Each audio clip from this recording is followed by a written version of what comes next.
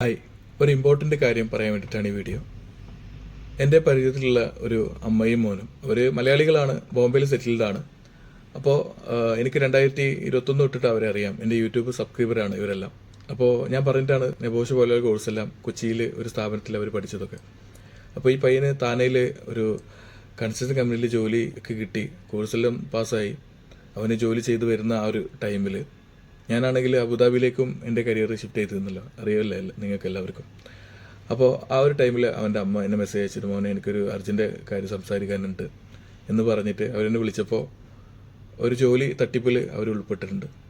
കാരണം വിസ തരാമെന്നൊക്കെ പറഞ്ഞ് കണ്ണൂർ സ്വദേശിയായിട്ടുള്ള ഒരു മലയാളി, അദ്ദേഹം 2-2.5 ലക്ഷം നാട്ടിലെ രൂപ വാങ്ങിച്ച് മുങ്ങി നടക്കുകയാണ്. ഷെഫീഖ് എന്നാണ് അദ്ദേഹത്തിൻ്റെ പേര്. അപ്പോൾ അയാൾ ഇതുപോലെ ഒരുപാട് ആളുകളുടെ കയ്യിൽ നിന്ന് പൈസ വാങ്ങിച്ച് മുങ്ങി നടക്കുകയാണ്.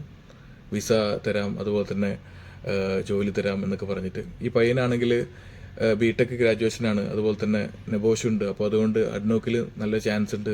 ഒരു 6,000-7,000 സാലറി എന്നൊക്കെ പറഞ്ഞിട്ട്, ദിർഹംസ് സാലറി പറഞ്ഞിട്ടാണ് പൈസ വാങ്ങിച്ചിട്ടുള്ളത്. കമ്മീഷനാണ് വാങ്ങിച്ചത്, അഡ്വാൻസ് വിസ ഒക്കെ പെട്ടെന്ന് തരാമെന്ന് പറഞ്ഞിട്ട്. ഇപ്പോൾ ആ തട്ടിപ്പ് കഴിഞ്ഞ് ഒരു 3 വർഷത്തോളമായിട്ടുണ്ടാവും. ഇപ്പോൾ 2022 സംഭവം. അപ്പോൾ ആ സമയത്ത് തന്നെ അവരെന്നെ സമീപിച്ചിട്ടുണ്ടായിരുന്നു. പൈസ കൊടുത്ത് 2 മാസം 3 മാസമായിട്ട് നടപടി ആകാത്തതുകൊണ്ടാണ് എന്നെ സമീപിച്ചിട്ടുണ്ടായിരുന്നത്. കാരണം ഞാൻ അബുദാബിയിലാണല്ലോ. അപ്പോൾ എൻ്റെ സ്റ്റാറ്റസും വാട്സപ്പിലും ഫേസ്ബുക്കിലും ഒക്കെ ഇവരുണ്ട്, യൂട്യൂബിലൊക്കെ ഉണ്ട്. അപ്പോൾ ഇവർ അത് കണ്ടിട്ടാണ് എന്നെ സമീപിച്ചത്. അപ്പോൾ എനിക്ക് നിസ്സഹായനായി നിൽക്കേണ്ട ഒരു അവസ്ഥ ഉണ്ടായിരുന്നുള്ളൂ. കാരണം ആ തന്ന നമ്പർ അന്നേ നിലവിലില്ല, വാട്സപ്പ് കിട്ടുന്നില്ല. അതുപോലെ തന്നെ മറ്റുള്ള ഡീറ്റെയിൽസ്, ഫോട്ടോ മാത്രമേ പിന്നെ കിട്ടിയുള്ളൂ രേഖയായിട്ട്, പിന്നെ ട്രാൻസ്ഫർ ചെയ്ത ബാങ്ക് ഡീറ്റെയിൽസും. അപ്പോൾ അതൊന്നും വെച്ച് നമുക്ക് യുഎയിൽ നിന്നുകൊണ്ട് എനിക്കൊന്നും ഒരു തരത്തിലുള്ള കാര്യങ്ങൾ ചെയ്യാൻ പറ്റിയില്ല. അപ്പോൾ പിന്നെ അവരുടെ അടുത്ത് സംസാരിച്ചപ്പോൾ അവർ അയാൾ നാട്ടിലെ കോണ്ടാക്റ്റ് കിട്ടി, അവർ പൈസ തരാമെന്നൊക്കെ പറഞ്ഞിട്ട് അങ്ങനെ നിന്നു എന്നൊക്കെ പറഞ്ഞിട്ട് എൻ്റെ അടുത്ത് പറഞ്ഞതല്ല. പിന്നെ ഒരു നടപടിയും അതിന് വെച്ചിട്ടൊന്നും വന്നില്ല. പിന്നെ ഈ ഒരു റീസെൻ്റ്ലി ഒരു 1 വീക്ക് ആയിട്ടുണ്ടാവും, എൻ്റെ സുഹൃത്ത് ഇതേ ആളുടെ കാര്യം പറഞ്ഞിട്ട് എന്നെ മെസ്സേജ് അയച്ചിട്ടുണ്ടായിരുന്നു. കാരണം എനിക്ക് ആളെ അറിയില്ലായിരുന്നു. ഫോട്ടോ തന്നപ്പോൾ എനിക്ക് മനസ്സിലായി, ഇത് 2 കൊല്ലം മുന്നേ എനിക്ക് തന്ന ഫോട്ടോ ആണല്ലോ. അപ്പോൾ പെട്ടെന്ന് ഈ ചേച്ചിയും മോനും ഓർമ്മ വരികയും അവരെ ഞാൻ കോൺടാക്ട് ചെയ്യുകയും അവരിൽ നിന്ന് വിശദവിവരങ്ങൾ കട്ട് ചെയ്തപ്പോൾ സെയിം കാര്യം തന്നെയാണ്. ആ പേര് മാത്രം ഞാൻ ഓർത്തിരുന്നുള്ളൂ, ഷെഫീഖ് എന്നുള്ള പേര് മാത്രം. അപ്പോൾ എൻ്റെ പ്രിയ സുഹൃത്തുക്കളെ, എല്ലാവരുടെ എനിക്ക് പറയാനുള്ള കാര്യം, ഒരിക്കലും യു എ പോലെയുള്ള അല്ലെങ്കിൽ മറ്റുള്ള ഗൾഫ് നാടുകളിലേക്ക് പോകുമ്പോൾ ആരും അറിയാതെ അണ്ണോനായിട്ടുള്ള ആളുകൾക്ക് പൈസ കൊടുക്കാതിരിക്കുക. കാരണം ആളും തരം അറിഞ്ഞ് കളിക്കടാന്ന് കാരണന്മാർ പറയുന്നത് എന്തുകൊണ്ടാണ്? അതുകൊണ്ട് മാത്രം. അപ്പോൾ നമ്മൾ ഒരിക്കലും അഡ്വാൻസ് ആയിട്ട് ആർക്കും പൈസ കൊടുക്കാതിരിക്കുക. ഒരു 2-2.5 ലക്ഷം നാട്ടിൽ പൈസ എന്ന് പറയുമ്പോൾ നമ്മൾ 2-3 വർഷം അധ്വാനിച്ചെങ്കിലല്ലേ നമുക്ക് ആ പൈസ കിട്ടുള്ളൂ. അല്ലെങ്കിൽ നമ്മുടെ വീടും പറമ്പും ബാങ്കിലായിരിക്കും, അല്ലെങ്കിൽ നമുക്ക് മറ്റുള്ള ആളുകളെ കയ്യിൽ നിന്ന് കടം വാങ്ങിയിട്ട് അല്ലെങ്കിൽ സ്വർണം വെച്ചിട്ടൊക്കെ ആയിരിക്കും നമ്മൾ ആ ഒരു ഫണ്ട് കണ്ടെത്തിയിട്ടുണ്ടാവുക.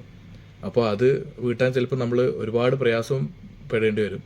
അപ്പോൾ ആദ്യമേ നമ്മൾ ഇതുപോലെയുള്ള ജോലി തട്ടിപ്പുകൾക്കും അതുപോലെ തന്നെ വിദേശത്ത് പഠനത്തിന് വേണ്ടിയിട്ടൊക്കെ വിസക്ക് വേണ്ടിയിട്ട്, പ്രത്യേകിച്ച് യൂറോപ്യൻ രാജ്യങ്ങൾക്കൊക്കെ ആ 10-15 ലക്ഷമൊക്കെ തട്ടിപ്പ് നടത്തി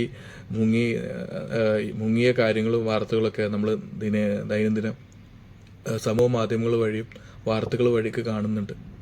അങ്ങനെ ചീറ്റിങ്ങളാക്കപ്പെട്ട ആളുകളെ എനിക്കറിയാം. എൻ്റെ ഫ്രണ്ട്ഷിപ്പ് വലയത്തിലും ഫേസ്ബുക്കിലും മറ്റുള്ള ഇതിലൊക്കെ എൻക്വയറി ആയിട്ട് വന്ന് പറഞ്ഞ കാര്യങ്ങളൊക്കെ ഉണ്ട്.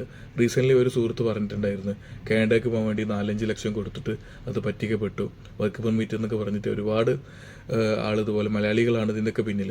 മലയാളികൾ മാത്രമല്ല, ഇതിന് പിന്നിൽ ഒരുപാട് വിദേശ രാജ്യങ്ങളിലുള്ള ആൾക്കാർ, നൈജീരിയ, ആഫ്രിക്കൻ കൺട്രീസിലുള്ള ആൾക്കാർ എല്ലാം ഇതിന് പിന്നിലുണ്ട്. അപ്പോൾ നമ്മൾ ആരും തന്നെ പെട്ടെന്ന് വിശ്വസിച്ചിട്ട് പൈസ ട്രാൻസ്ഫർ ചെയ്യാതിരിക്കുക, ട്രാൻസ്ഫർ ചെയ്യാതിരിക്കുക. അപ്പോൾ അത് പ്രത്യേകിച്ച് നമ്മൾ ശ്രദ്ധിക്കേണ്ട കാര്യമാണ്. ആരും തന്നെ നമ്മൾ നന്നാവാനായിട്ട് ആഗ്രഹിക്കാൻ ചിലപ്പം താല്പര്യപ്പെടുന്നില്ല. അപ്പോൾ നമുക്ക് നമ്മുടെ ഫ്യൂച്ചർ ഇമ്പോർട്ടൻ്റ് ആണ്, നമ്മുടെ പൈസ ഇമ്പോർട്ടൻ്റ് ആണ്, അല്ലേ, നമ്മുടെ സമയം ഇമ്പോർട്ടൻ്റ് ആണ്. അപ്പോൾ അതുകൊണ്ട് എൻ്റെ പ്രിയ സുഹൃത്തുക്കളെ, നിങ്ങൾ എന്തുണ്ടെങ്കിലും സമൂഹ മാധ്യമങ്ങളൊക്കെ ഇന്ന് ലോകം വിരൽത്തുമ്പിലാണല്ലോ, അല്ലേ. ഈ ബീറ്റാ യുഗത്തിൽ നമുക്കൊരു ആപ്പിൾ കഴിക്കുകയാണെങ്കിൽ അതിൻ്റെ എത്ര കലോറി ഉണ്ട്, എത്ര അന്നജമുണ്ട്, എത്ര കാൽസ്യം ഉണ്ട് എന്നൊക്കെ ഇന്ന് നമുക്ക് നോക്കാൻ പറ്റും. അപ്പോൾ ആ ഒരു ടൈമാണ് ഇന്ന്. അപ്പോൾ ഈ സമയത്തും ഈ കാലഘട്ടത്തിൽ നിങ്ങളിങ്ങനെ ചീറ്റിങ് പെടുക എന്നുള്ളത് വളരെ നിരാശാജനകമായിട്ടുള്ള കാര്യമാണ്. അപ്പോൾ അതുകൊണ്ട് ഞാനിപ്പോൾ ലാസ്റ്റ് പറഞ്ഞു വന്നത്, ഇപ്പോൾ ഈ ഒരാഴ്ച മുന്നേ എൻ്റെ അടുത്ത് ഈ സെയിം കാര്യം പറഞ്ഞത്. അതായത് ആ പയ്യനാണെങ്കിൽ അബുദാബിയിൽ ഒരു കമ്പനിയിൽ വെൽഡറായിട്ട് വർക്ക് ചെയ്യായിരുന്നു. അത്യാവശ്യം നാട്ടിലെ ഒരു യു എയിലെ ഒരു 2500 ദിർഹംസിനുള്ളിലൊക്കെ സാലറി കിട്ടിയിരുന്നു, ഓവർ ടൈം അടക്കം. അപ്പോൾ ആ ഒരു ജോലി വേണ്ടെന്ന് വെച്ചിട്ടാണ് ഈ തട്ടിപ്പുകാരന് 2.5 ലക്ഷം രൂപ നാട്ടിൽ നിന്ന് പൈസ കൊടുത്തത്. അപ്പോൾ ഒരിക്കലും തന്നെ നമ്മൾ മോഹന വാഗ്ദാനങ്ങളൊക്കെ പലതും കിട്ടും.